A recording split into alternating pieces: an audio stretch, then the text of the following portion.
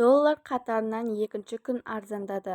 Күндізгі сауда-саттық қорытындысы бойынша доллар 0,16 теңгеге арзандап, орташа бағамы 503,05 теңге болды. Ұлттық банктің 2 сәуірдегі ресми бағамы 503,13 теңге деңгейінде белгіленді.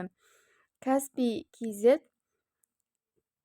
мәліметіне сәйкес, қазір Алматының ақша айырбастау орындарында доллар орташа есеппен 501,80 теңгеден сатып алынады және 503,89 теңгеден сатылады. Еуро 542,33, 546,45 теңге аралығында саудаланады.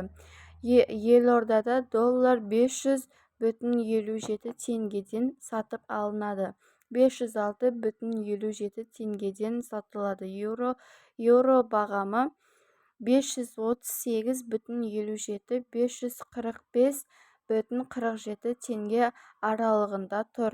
Еске салайық, 1 сәуір доллар 1,12 теңгеге арзандады.